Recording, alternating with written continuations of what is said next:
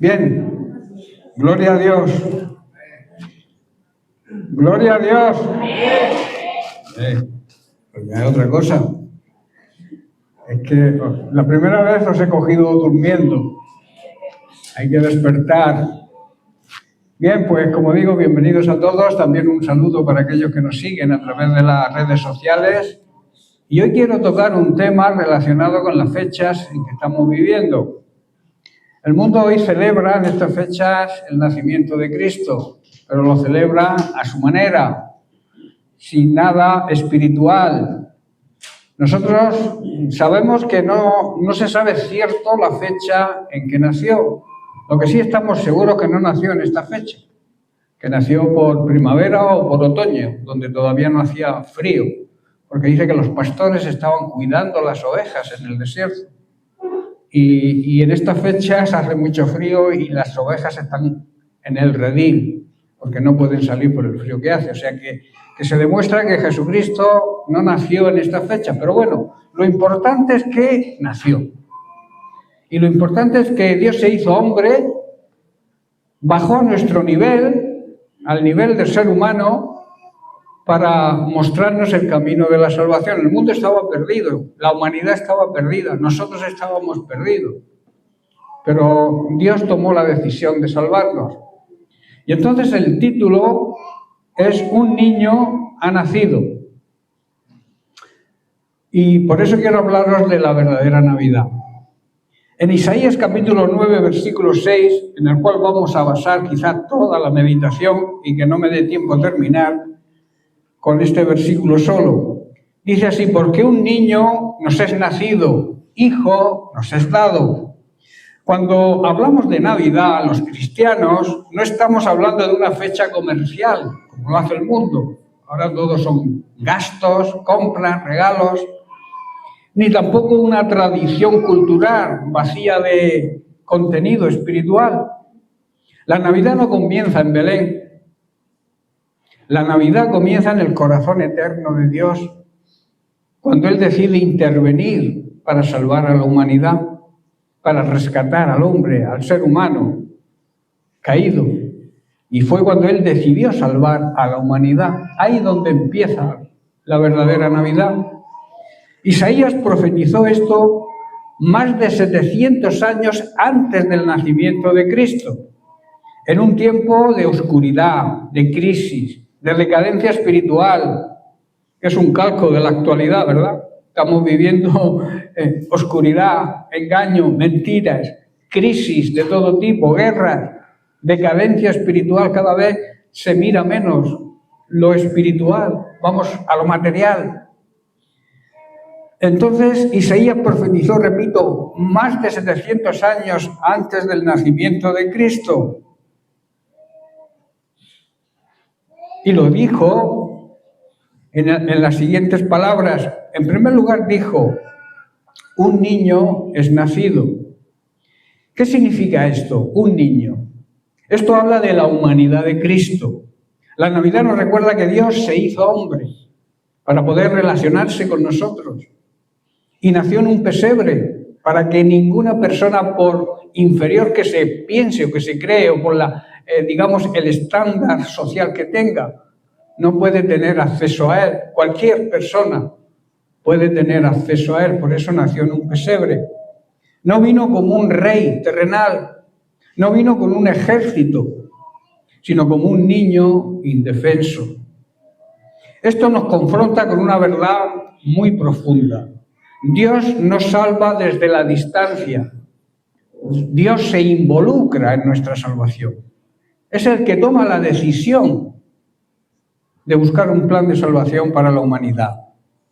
Cristo nació como un niño para identificarse con nuestra debilidad, con nuestro dolor y con todas nuestras luchas. La Navidad, por tanto, nos enseña humildad. Y si Dios se humilló, ¿cómo no hemos de humillarnos nosotros delante de Él? Si Cristo se humilló siendo Dios, se humilló hasta lo sumo y se humilló hasta una muerte de cruz, ¿cómo yo no me debo de humillar ante su presencia? Hijo nos es dado. Aquí habla de la divinidad de Dios Hijo, con mayúscula, la segunda persona de la Trinidad. Esto habla del regalo de la gracia de Dios. Aquí está el corazón mismo del Evangelio, la clave profunda del Evangelio. No dice hijo nos es vendido o hijo nos es prestado, sino hijo nos fue dado, regalado. La Navidad es un acto de gracia soberana de Dios, un regalo del cielo. El mayor regalo no está debajo del árbol que ahora todos ponen, está en la cruz y comienza en un pesebre. Dios dio a su Hijo porque el hombre no podía salvarse a sí mismo. Nadie se puede salvar cuando está muerto, ¿verdad? Nadie puede resucitarse a sí mismo. Por eso cuando la Biblia dice estabais muertos en vuestros delitos y en vuestros pecados, muertos espiritualmente condenados, Jesús vino a resucitarnos, a darnos vida. Y ese es el verdadero significado de la Navidad.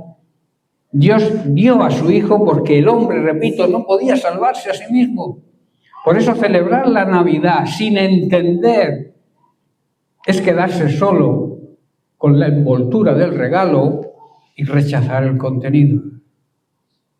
El regalo en sí, que es Cristo. Luego dice el principado sobre su hombro. Esto habla de que Cristo es Señor. Cristo es Rey. La Navidad no es solo ternura y amor, es autoridad. Ese niño es Rey y soberano. El mundo quiere un Jesús pequeño, decorativo, colocado en un Belén, que no gobierne la vida de nadie. Lo sacamos de la cajita en Navidad y luego se vuelve a guardar en la cajita hasta el año siguiente. Nos olvidamos de Jesús durante todo el año. Pero las Sagradas Escrituras declaran que el gobierno está sobre sus hombros y ese gobierno es eterno. La pregunta en esta Navidad no es si Jesús nació. Eso es un hecho histórico que todo el mundo acepta. La pregunta es, ¿gobierna Cristo tu vida? ¿Ha nacido Cristo en tu corazón? Esa es la pregunta que deberíamos hacernos. Y esa es la verdadera Navidad, que Cristo nazca en nuestro corazón. Sus nombres revelan, que vamos a analizarlos, no sé si me dará tiempo y si no terminaremos otro día. Sus nombres revelan su misión. Isaías dice que es admirable. Cristo no se explica, se contempla, se admira. Es consejero, es el que guía al que se rinde a él, claro está, no al que se resiste. Dios fuerte. No es un profeta, Cristo no es un profeta más. Es Dios encarnado. Padre eterno. En Él encontramos identidad de hijos y también el cuidado y la protección de un padre. Y luego habla de príncipe de paz. Paz no como ausencia de problemas, que a veces creemos que la paz es cuando no hay problemas, sino paz como reconciliación con Dios. Esa paz que se siente cuando somos perdonados por Él. Y esa paz perdura aún en medio de las circunstancias, de las tormentas y los problemas de la vida. La verdadera paz de la Navidad, el mundo lo llama la magia de la Navidad. No viene por emociones, viene por redención, porque se pagó un precio por nuestra salvación.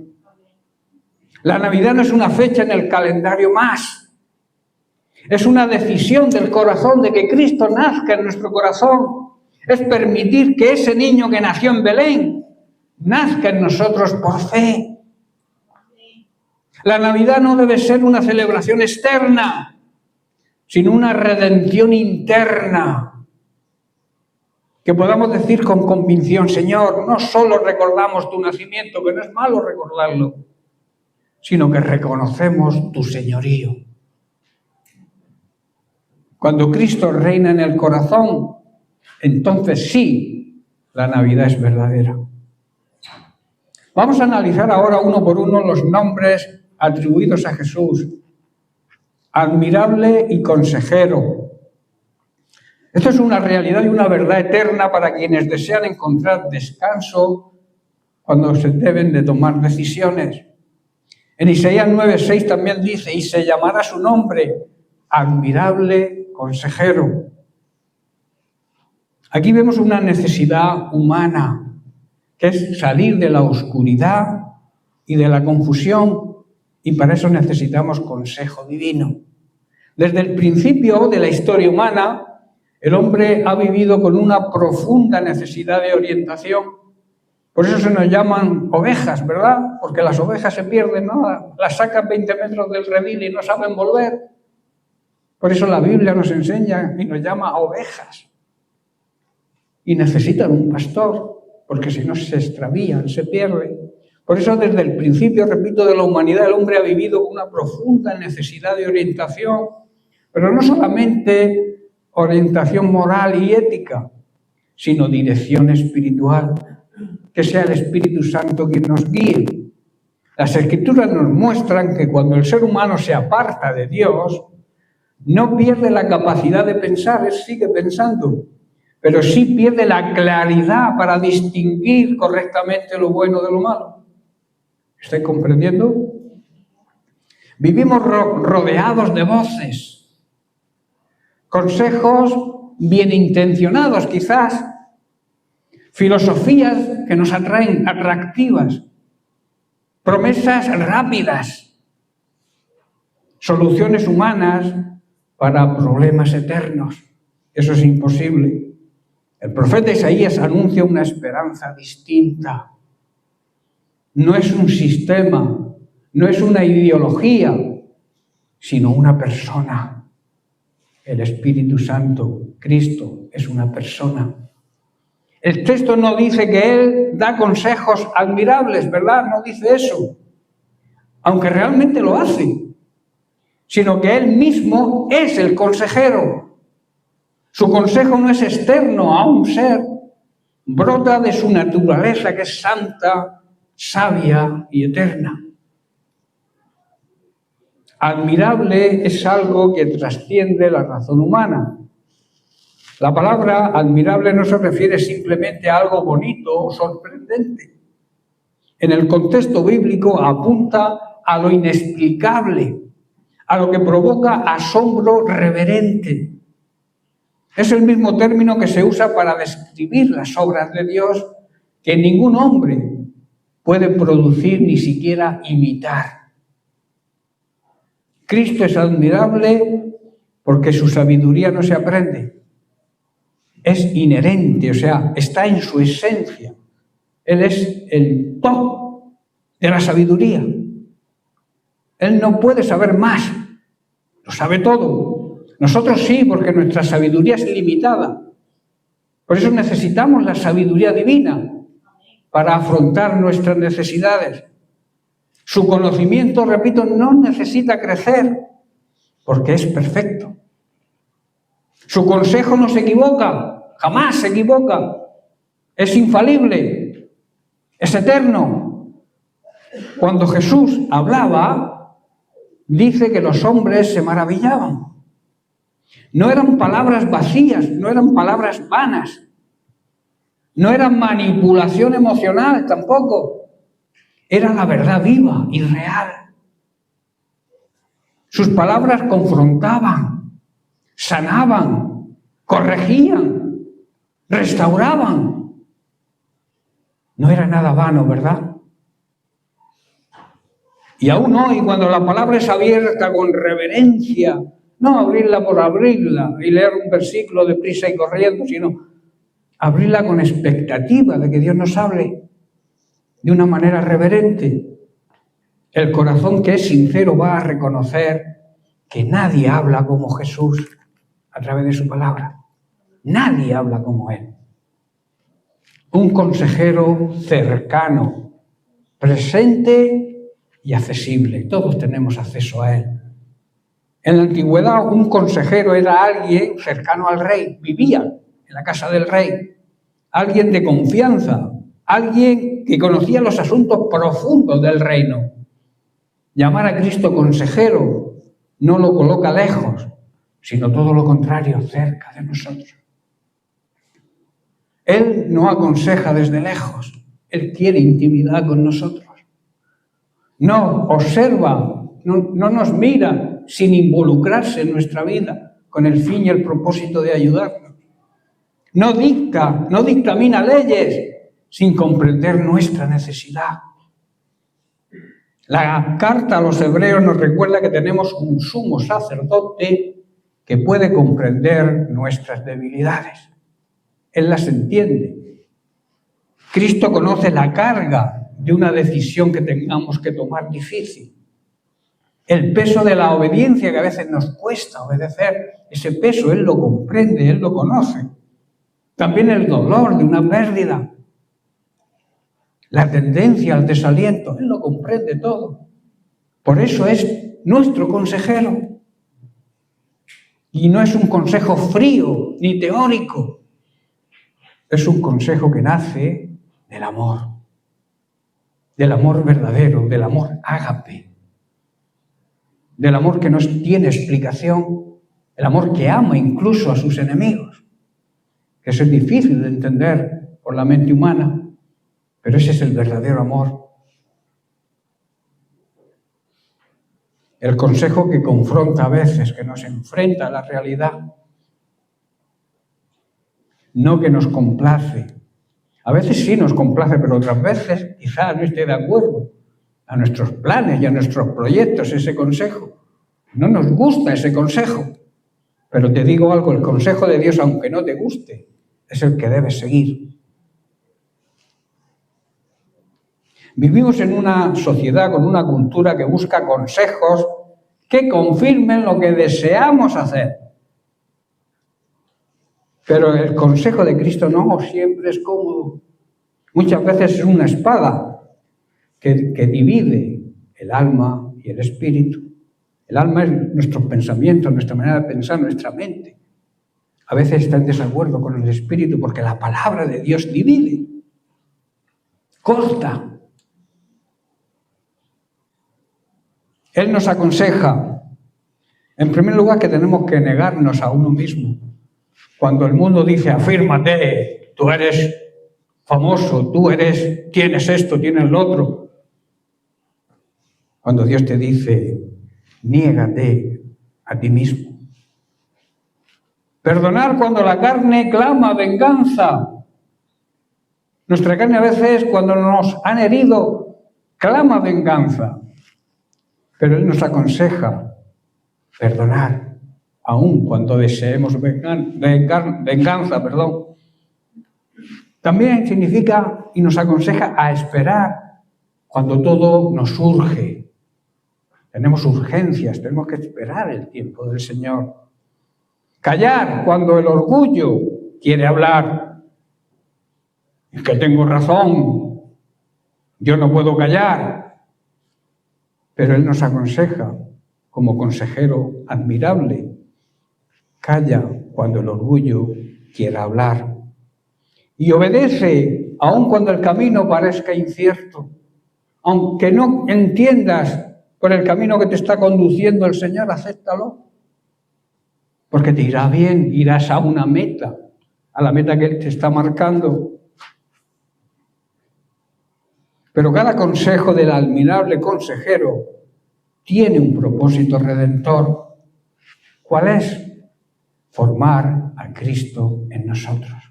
Amén. Que podamos reflejar a Cristo en nuestra vida, a ese niño que nació, pero a ese Hijo, la segunda persona de la Trinidad, ese Hijo que nos fue dado. Esta verdad nos lleva a una pregunta inevitable. ¿A quién escuchamos cuando debemos decidir? ¿Los consejos del mundo, los consejos de las personas incrédulas, de nuestra familia, de nuestros amigos? ¿O escuchamos a Dios? Muchas veces acudimos a Cristo como último recurso, como un SOS, como una señal de urgencia. Cuando algo nos apremia, tenemos urgencia, entonces acudimos. Cuando todo falla, acudimos al Señor. Sin embargo, Él no es un consejero de emergencia, de urgencia, sino el guía permanente de las personas que se rinden a Él. Te guía diariamente, cada decisión, cada paso que des. Él quiere guiarte. No recurras a Él solamente cuando tengas problemas. Consúltale hasta la más pequeña decisión que debas tomar. Yo recuerdo muchas veces que vamos a comprar, Marisa y yo, y el Señor a veces nos recuerda que nos falta pimienta. Y mira tú qué cosa tan insignificante. Pero si le pides al Señor, Él te va a aconsejar, oye, que no queda pimienta, compra. Eso nos ha pasado, ¿verdad? Hasta en esos pequeños detalles. El Señor quiere aconsejarnos, quiere guiarnos. Escuchar un consejo requiere lo siguiente: tiempo en el cumplimiento de su palabra. Tenemos que ser pacientes y saber que el tiempo le pertenece a Él y que cuando tú le pides algo te lo va a dar al tiempo suyo, que es el mejor tiempo, el momento oportuno, cuando se necesita realmente. No seas impaciente cuando pides a Dios. También tienes que tener silencio y paz interior. Descansar en Él. También un corazón enseñable. Déjate enseñar. No te creas que lo sabes todo. Y voluntad siempre de obedecer antes de entenderlo todo. Aunque no lo entiendas, tú obedece, que te irá bien seguro. Porque los consejos del admirable consejero nos conducen a la paz. Isaías nos separa los títulos de Cristo. Todos están conectados. El que es admirable consejero es también príncipe de paz. Su consejo nunca conduce a la destrucción, jamás, aunque a veces pasemos por valle de sombras, incluso de muerte. El mundo ofrece alivio, soluciones momentáneas. Cristo ofrece paz permanente. Su paz es eterna. El mundo ofrece quizá estrategias. Cristo ofrece vida. Y vida de verdad, vida abundante. No una vida mediocre. El mundo aconseja sobrevivir. Cristo aconseja vivir plenamente para su gloria. El mayor error no es carecer de consejo, sino ignorar al consejero eterno. Hoy Cristo sigue hablando, hermanos, sigue hablando. No ha guardado jamás silencio. Su palabra permanece abierta. Su espíritu sigue guiándonos. Su consejo sigue siendo admirable. Bienaventurado el hombre que no anda en consejo de malos, pero mucho más bienaventurado es aquel que camina cada día bajo la dirección del admirable consejero. Amén. Dios fuerte, Padre eterno. En Isaías 9:6 dice otro de los, y se llamará su nombre, Dios fuerte, Padre eterno. Vivimos en tiempos de incertidumbre, no cabe duda. Las personas buscan seguridad, dirección, buscan amor, pero muchas veces lo buscan en lugares equivocados. El poder humano en las posesiones, el poder humano en las relaciones. Queremos usar nuestro poder en todo esto y cuando lo hacemos así fallamos. Este texto no es solo una profecía para ser recordada en esta época de Navidad. Es una revelación viva de quién es Cristo para nosotros hoy. Isaías, en medio de un pueblo afligido, anuncia una esperanza gloriosa. Dios mismo vendría a nuestro encuentro, no como un rey armado, terrenal, sino como un niño. Y ese niño tendría nombres que revelan su carácter eterno. Hemos estudiado admirable y consejero, y ahora vamos a ver Dios fuerte y Padre eterno. Dios fuerte es un poder que nos sostiene. Cuando Isaías llama al Mesías Dios fuerte, está declarando que Jesús no es solo un maestro bueno o un profeta admirable, sino Dios mismo, con poder absoluto. Esto habla de la divinidad y del poder absoluto de Cristo. Esto afirma la verdad central de nuestra fe. Jesucristo es verdaderamente Dios y el que lo niegue tendrá problemas serios, como hay muchas sectas por ahí que niegan la divinidad de Cristo. El otro día escuché una noticia que un alto porcentaje de las iglesias evangélicas en Estados Unidos niegan que Cristo sea Dios. Tremendo, ¿verdad? La caída del ser humano aún en este tiempo. Su poder no es un poder limitado. Dios fuerte significa poder para salvar, poder para perdonar y poder para sostener al creyente en medio de la prueba. Cuando el pueblo se sentía débil frente a sus enemigos, Dios les recordó que su esperanza no estaba en sus fuerzas, en sus propias fuerzas, sino en un Dios fuerte. Muchos creen en un Dios lejano, pero la Escritura nos presenta un Dios fuerte y cercano, que pelea por su pueblo, que pelea hoy por su iglesia. Cuando nuestras fuerzas se acaban, su fuerza sigue permaneciendo. El creyente no camina confiando porque sea fuerte o se crea fuerte, sino porque sirve a un Dios fuerte. Padre eterno, amor que no abandona. Un padre ama a sus hijos. Y el amor de nuestro Padre, que es eterno, es un amor que jamás nos va a abandonar. El mismo Cristo que es Dios fuerte es también Padre eterno.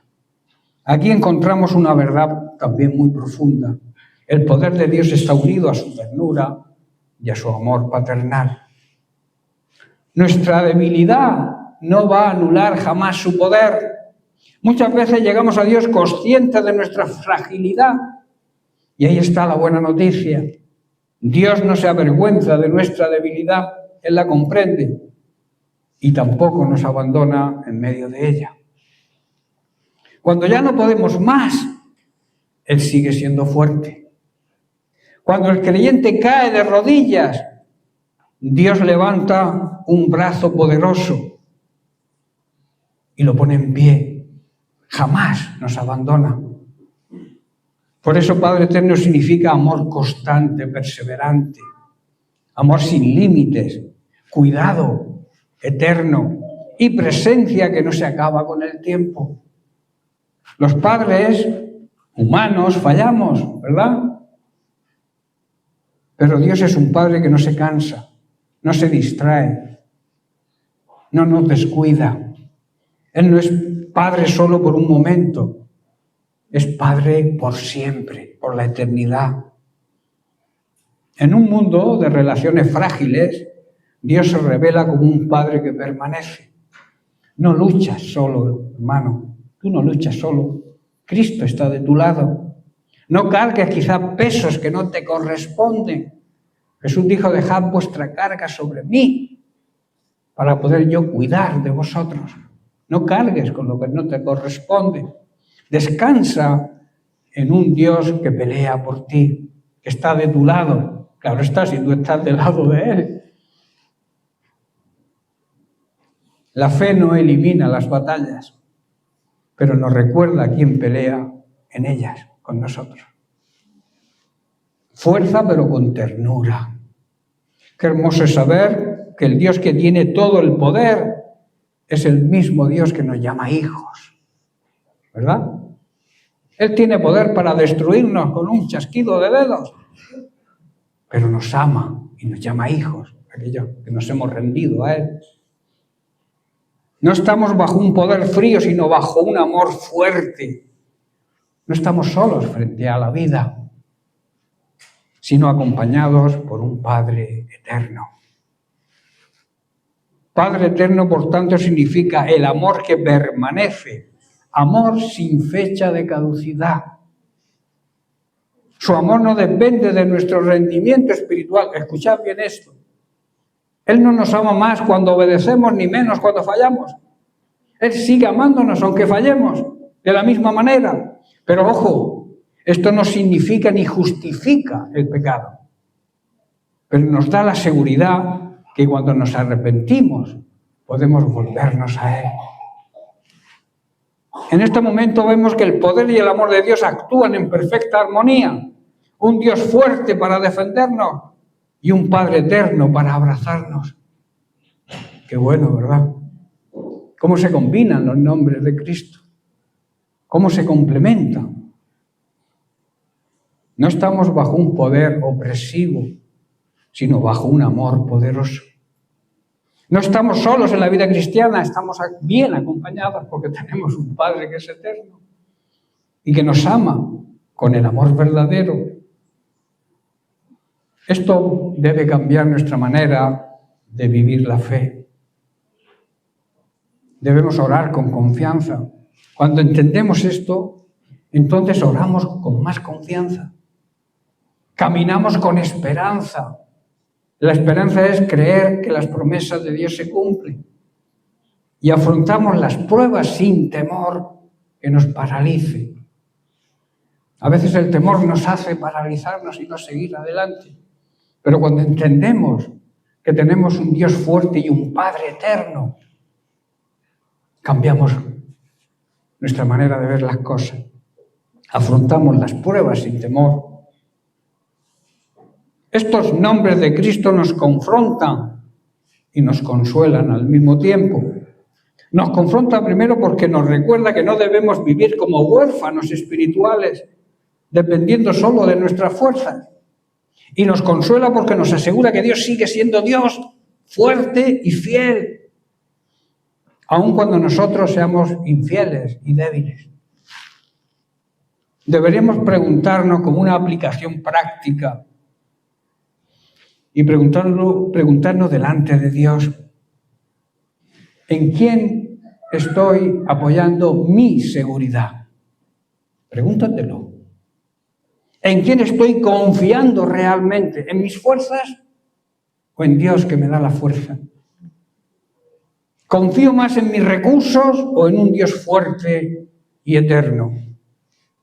¿Estoy descansando en el Dios fuerte o en mis propias fuerzas?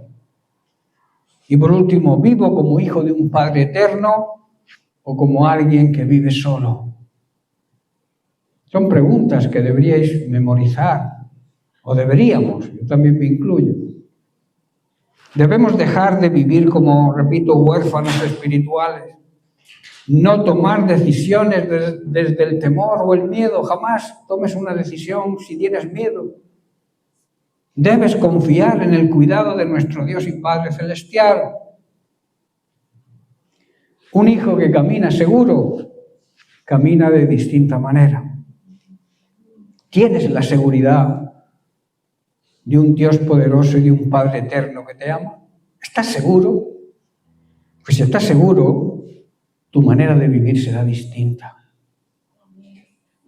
Cuando reconocemos a Cristo como Dios fuerte y Padre eterno, aprendemos a descansar sin descuidarnos y a obedecer sin temor.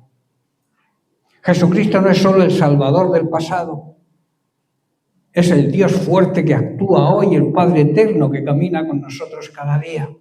A veces recordamos a Jesús como cuando nos convertimos, Él se convirtió en mi Salvador y lo dejamos atrás en el pasado. Y no nos damos cuenta de que es Dios fuerte, Padre eterno. Sigue caminando con nosotros hoy. Un niño no entiende cómo funciona el mundo, ¿verdad? Tú le preguntas a un niño de estos que hemos orado esta mañana y no sabe cómo funciona el mundo ni el cosmos, no lo sabe. Pero duerme tranquilo si sabe que su padre está cerca, ¿verdad? No duerme tranquilo porque lo entienda todo, sino porque confía en quien lo cuida. Así debe vivir el creyente. No porque lo entendamos todo, sino porque conocemos a Dios. Tenemos un conocimiento, una relación de intimidad y de calidad con Él. Isaías nos presenta a un Salvador completo, fuerte para vencer, eterno para permanecer y Padre para cuidarnos.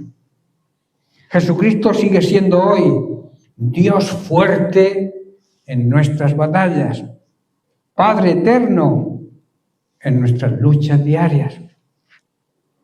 Hermanos, que esta verdad afirme nuestra fe, nuestra fortaleza, nuestra esperanza y nos lleve a vivir con confianza, sabiendo que estamos en manos poderosas y amorosas al mismo tiempo. Dios no solo quiere que sepamos quién es Cristo, sino que vivamos a la luz de esa verdad, de que Cristo es Padre eterno y Dios poderoso. Amén. No sé si seguir con Príncipe de Paz. ¿Tenéis prisa? Príncipe de Paz nos lleva un tiempo. No sé si dejarlo para la siguiente semana. Voy a dar unas pinceladas sobre Príncipe de Paz, que también está en Isaías capítulo 9, verso 6, donde dice, y se llamará su nombre Príncipe de Paz. Es una realidad que vivimos en un mundo que habla mucho de paz, pero que vive lejos de ella. ¿Verdad? No tienen nada más que ver las noticias, conflictos, guerras por todo el mundo. Se firman acuerdos, se buscan soluciones humanas, se prometen tranquilizantes temporales, pero el corazón del ser humano sigue inquieto. Isaías anuncia algo radical, distinto. La paz no vendría como un sistema, sino como una persona. No es una idea, no es una emoción pasajera, es Cristo mismo. Por eso Cristo no solo da paz, Él es la paz. Isaías no dice que el Mesías traería paz, sino que sería el príncipe de paz. Es una paz que nace del cielo. La paz que Cristo ofrece no depende de circunstancias favorables, tampoco de ausencia de problemas, tampoco de un control que tengamos humano. Es una paz que procede de Dios y habita en el corazón del creyente. El mundo ofrece calma externa. Cristo nos ofrece la paz y el reposo interior verdadero. Es una paz diferente a la del mundo. Jesús mismo dice en Juan 14, 27, mi paz os dejo, mi paz os doy. Yo no os la doy como el mundo la da. La paz del mundo se rompe con la primera dificultad. Eso suele ocurrir, ¿verdad? Perdemos la paz enseguida que tengamos el primer problemilla, que tengamos ya no tenemos paz. Esa es la paz que ofrece el mundo. Pero en cambio la paz de Cristo permanece aún en medio de la tormenta. Aquí hay una enseñanza práctica y ya termino. No debemos buscar paz donde solo hay distracción. No intentemos producirla, esa paz, con nuestras propias fuerzas. Debemos recibirla de Cristo mismo, con fe. La paz con Dios es el fundamento y la base de la verdadera paz. Antes de experimentar paz en el corazón, el ser humano necesita paz con Dios, reconciliarse con Dios, sentirse perdonado por Dios, que es lo que produce la verdadera paz. El problema no es la ansiedad. El problema es el pecado que jamás te va a producir paz. Una persona que vive en pecado no vive en paz, porque no tiene paz con Dios, porque no vive en pecado y Dios no puede vivir de convivir con el pecado. Entonces la persona que vive conscientemente en pecado no puede tener la paz de Dios. El pecado rompe nuestra relación con Dios.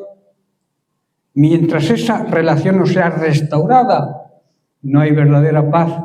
Así que si vives en pecado, sal del pecado. Busca la reconciliación con Dios, pide perdón a Dios y te llegará la verdadera paz. Cristo vino a reconciliarnos con el Padre. En la cruz, Él pagó el precio para que la separación que teníamos con Dios fuera vencida. La cruz es el lugar donde nace la verdadera paz. Y ya termino. Lo digo por si los músicos tenéis que salir. La cruz, repito, es el lugar donde nace la verdadera paz. La paz, Cristo no nació en un palacio. La paz nació en una cruz. Allí el príncipe de paz cargó con nuestra culpa para darnos acceso al Padre. No hay paz verdadera sin arrepentimiento ni descanso real si no estamos reconciliados con Dios.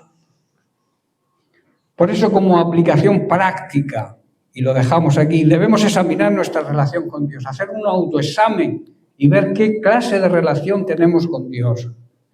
No debemos sustituir reconciliación por religión. La religión es muchas veces la manera de justificarnos ante Dios, pero ninguna religión te salva. Solamente el estar reconciliado con Dios a través del sacrificio de Cristo. Y eso necesita un arrepentimiento verdadero.